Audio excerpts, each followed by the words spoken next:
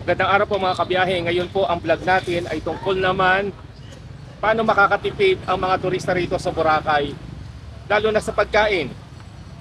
Kung halimbawa ay gusto nilang magluto para sa kanilang pamilya, saan sila pupunta. Ipapakita ko po sa inyo ngayon yung palengke rito sa Boracay. Yan po ang Di Talipapa. Tingnan po natin at pasukin natin. Makita po ninyo na ito ay ordinaryong palengke lamang din, kagaya sa mga lugar natin. So para sa mga gusto magtipid, ito po yung lugar na pwede nilang puntahan. So pasukin po natin ang palengke. Paano po natin mararating itong palengke na to? Kung halimbawa po ay nasa Station 1 kayo, maaari nyo po kayong sumakay ng e-trike at sabihin nyo po ang Talipapa Bukid. Kung nasa Station 3 naman po kayo, kung hindi kayo nasa pinakadulo, pwede nyo naman pong lakarin ito. Ganon din po sa Station 2. Pero kung nasa dulo po kayo ng Station 3, ay mas maganda rin sumakay po kayo ng e-trike. Ganon din po yung mga nasa Back Beach or nasa may area ng Yapak o yung sa may area ng Shangri-La, Movenpick. So ito po yung itsura ng palengke, kagaya rin po ng mga ordinaryong palengke sa mga lugar natin. Mamaya po makikita nyo na nakasegregate po ang mga tinitinda nila rito. Ngayon nakikita natin ito yung dry goods nila. Yung mga gamit sa kusina, mga sapatos, na mga rubber, mga damit. So pasok lang po tayo. Maliit lang po ito. So hindi kayo mapapagod sa paglalakad dito. So ito po yung mga dry goods nila. Ngayon nagsisimula na po ang mga vegetable area at fruit area. So ayan, si ate nag-aalok ng mangga. So pasok lang po tayo. Yan po mga tsinelas. Kung naiwanan nyo mga tsinelas nyo, pwede po kayong bumili dito.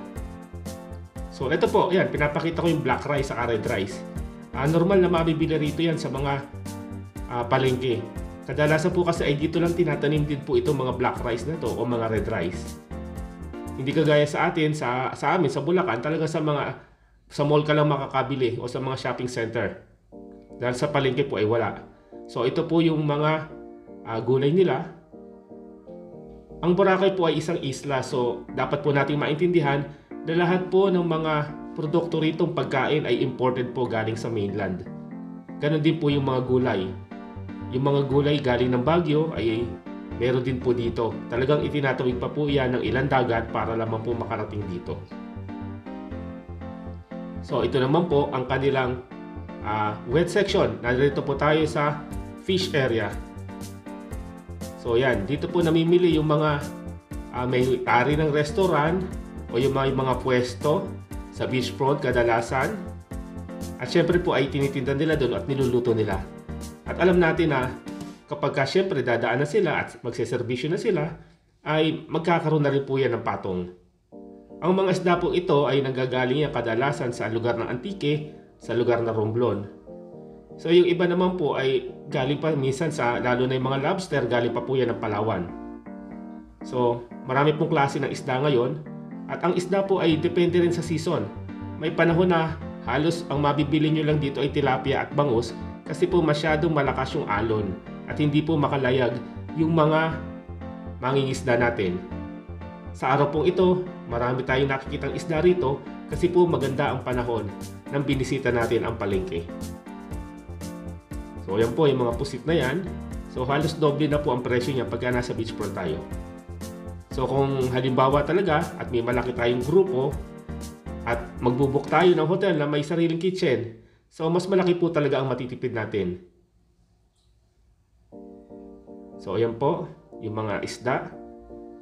Yan po yung mga tuna, yung mga tambakol.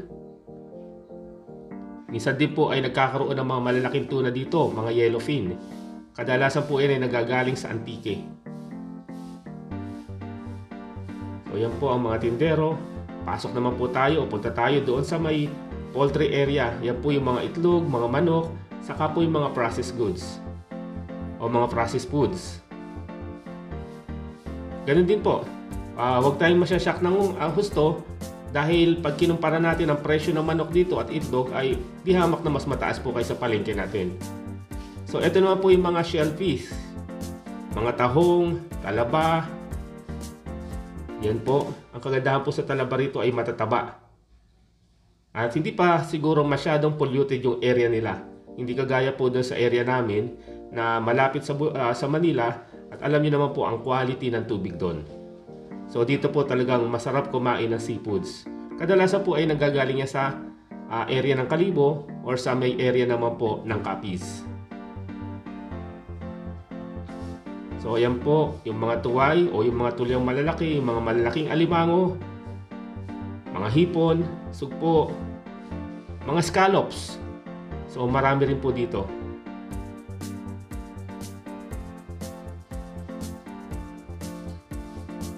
So pasyalan po natin, tingin lang po tayo. Ayan po yung mga tulyang malalaki o mga tuway. Ito naman po yung mga scallops na.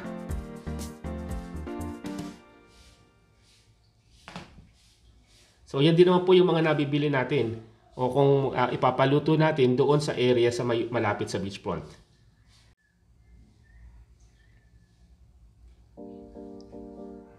So ngayon naman po ay pupunta naman po tayo sa may meat area. Kagaya din po ng mga lahat ng produkto rito, bawal po mag-alaga ng baboy sa Boracay, kaya po yung mga baboy na yan ay galing pa po sa mainland. At kung di po ako nagkakamali, ay ASF free pa po ang mainland. Kaya marami pa po silang mga alagang baboy. So ayan po, nakahiwa na po yan, depende sa parte. Ang kagandahan po sa palengke rito ay ang mga presyo ng kanilang mga tinitindang baboy ay nakalagay sa harapan ng kanilang tindahan. Ayan po. So bawat tindahan po ay may nakalagay na ganyan. So katibayan yan na hindi sila pwedeng mag-overprice. Pero pwede naman po tayong tumawad sa kanila. Yun lang nga po ay sinasabi ko na huwag naman natin masyadong baratin ang mga tindera at tindero po rito. So yan po yung mga tinda nila. Yan, mga baboy po yan. Mga sariwa po yan, hindi po yan mga frozen. So lakad naman po tayo. Punta naman po tayo sa susunod na area. So ito pa rin po ay ang area ng mga gulayan. Sana doon din po may isang area rito na nagtitinda lang ng niyog, ng kamote. Sa labas po niyan, punta po tayo sa labas, nandoon naman po yung mga prutas.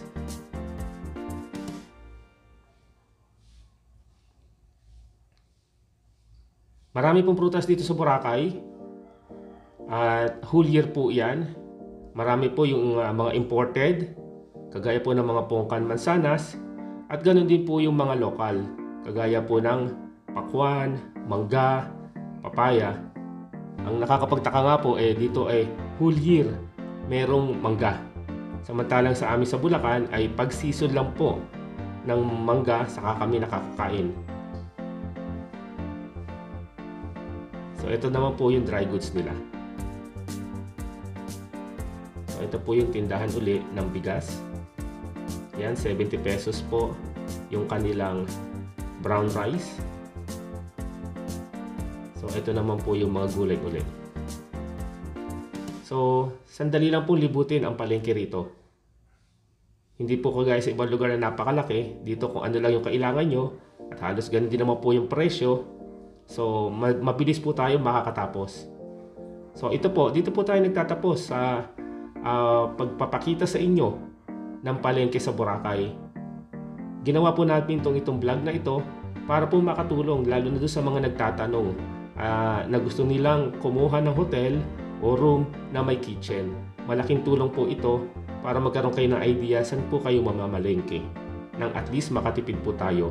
Understandable naman po yan na hindi lahat ng pumupunta ng Boracay ay well off. Meron pong nagpupunta lang dito na sapat ang budget.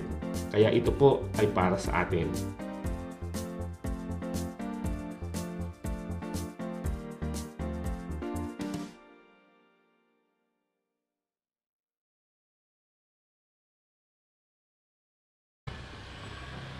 Mga kabiyahe, na ipakita po namin sa inyo ang Talipapa Bukid. Ito po yung palengke rito sa Boracay. Sana po ay makatulong po sa inyo, sa inyong pagbabudget para po makapunta kayo rito. Para po sa mga pamilya na gusto magluto dahil alam naman natin na medyo kapos din sila sa budget sa pagkain, o doon naman po sa mga grupo ng mga turista na alam natin na kapag nagluto sila ay makakatipid sila.